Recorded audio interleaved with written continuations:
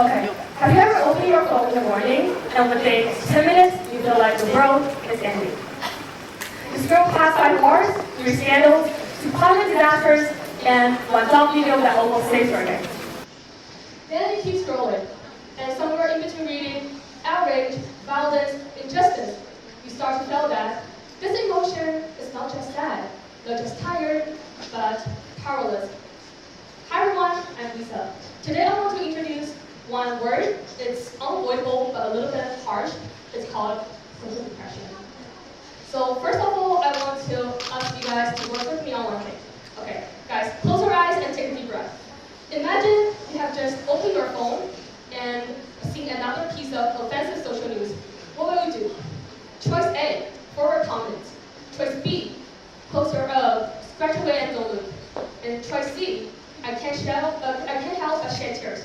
So, which choice do you choose? Who chose A? Okay, no one? Oh, one more person. Okay. Who chose B? Thank you. Who chose C? Okay, thank you for your honesty. In fact, no matter which choice we choose, this does not mean that we are indifferent. It's just that we are too tired and want to protect ourselves. Some people say that the best way to treat social depression is to delete Weibo and suffocation. I gave it a try. Guess what? I just went from anxious to bored. So, what is social depression? It is not a result of a specific event, but a chronic reaction to the uncertainty of the world at large. Psychologist Rousseau says that social depression kicks in when we lose our control over our own destiny. And those who feel it tend to be the ones who are more empathetic and concerned more about social issues. They want to change, but can't get started. They care about others, but forget to take care of themselves. They are angry about injustice, but often can't give voice to it. You see, it is not weakness, it's quite the opposite one, a real reaction of conscience and morality. I'm a feminist. A few months ago, I was talking to my friend. She's also a feminist. She looked at me and said that, Lisa, we all know this problem, but what can we do? We can't even change anything. She's 17, so do I. That broke me because I felt it too. The powerlessness, the paralysis, the sinking feeling that maybe nothing I do will never matter enough. So you grew up and being told that you're the hero, you can change the world. And then we step into it, but realize we can't even change our own future. In an abduction case of a female master in Shanxi province, the official report actually used the word take in instead of abduction. Take in. She's not conscious. How can she be taken in and to give birth for several children? Such a word is an understatement of the reality. It is also a secondary injury to the victim. I was sad, angry, suffocated at that moment. There are many similar cases. Women often face systematic oppression and discrimination in male-dominated social structures. And these chronic, gender inequality may lead to a deep sense of frustration and helplessness. How I wish for a world with no more people displaced by war, no more human by trafficking, no more child marriage, no more violence. But my powerlessness replaces the idealism. I want to talk to them, but I realize my power is very small. So I keep studying, keep learning, but I still can't find the right way. Because my personal power cannot shape a huge system. But in some ways, I'm not alone in this sentiment. Globally, 1 in 7 people aged 10 to 19 suffer from a mental disorder, accounting for 13% of global burden of disease in this age group. You can see from this chart, like depression, anxiety, families, or even behavioral disorders are some of the leading causes of illness and disability. In China's 2022 Blue Book of Depression shows that 30% of total number of people under the age of 18 suffer from depression. And from 1990 to 2021, the number of depressed people in China has increased by 54%. Our generation, brushing against everyone in this world, can still bleeding, only silent pain. So next, I want to share you guys the cause of the social depression. It's because technological development has long exceeded human tolerance. Recently, research points to the connection between social media use and well-being, particularly when the use is excessive.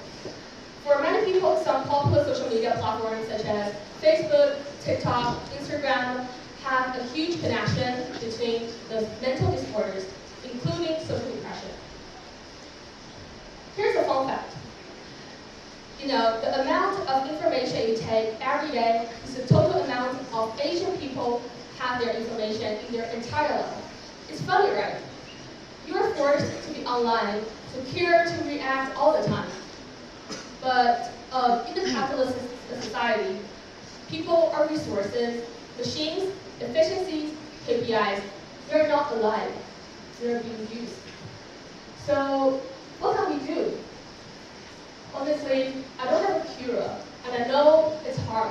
But I do find some ways to alleviate it, and I want to share them with you. First, limit your information intake. Just set yourself a news hours every day, just like manage your information intake, just like manage your diet. You won't eat 5 buckets of fried chicken in one time, but don't scroll through 3 hours of news. Control the amount of time you spend on browsing social or political content on social media. Stay informed, but don't be overwhelmed. And regain the initiative in your life. Perhaps this is a good way to start. Second, regulate your emotion.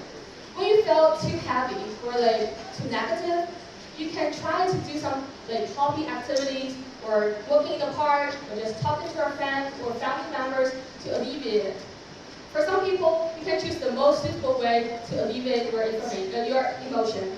For example, for some quiet people, they might attend for some noisy activities. They can choose for painting or walking. Third, micro actions. For example, just donate for a charity, join a community volunteer, or feed a stray animal, or just say thank you to the clerk in the store. And then you'll realize you can also tenderize the world. Fourth, the lucky diary. This method I have personally experimented with well, and I want to share them with you. So the lucky diary means that you can record some small things in your daily life so that makes you feel human. For example, a tissue from a stranger, a nice meal, or just a nice sunny day. And you can also ask AI for help and to generate this diary. Finally, counseling. If you try to regulate your emotions, but you cannot alleviate it, you can seek help for professional counselors who are able to give some professional advices and also tell you what to do next. Also, you can find some people to share the same feeling with you, so that you'll have the power that being a counselor. Finally, I like to say that social depression isn't your fault or disease.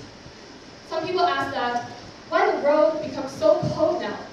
Because it's not because this world is cold or indifferent. It's just that the people who feel the heat from this world have no voice to say. So let me say this loud and clear. You are not weak, you are not broken, you are not overreacting. You are a single human being in this chaotic world trying to stay soft. And that softness, that sensitivity, it's not a burden, it's a form of resistance. So when next time you feel the world is too heavy, don't shut down. Take a deep breath, hold someone's hand, pet a dog or a cat, cry, love, sleep, write, scream, rest, and then when you're ready, come back. Because this world doesn't need more numb people. It needs more alive people, more empathetic people, and more people like you. Finally, I will ask you, what kind of light will you be? Thank you for listening.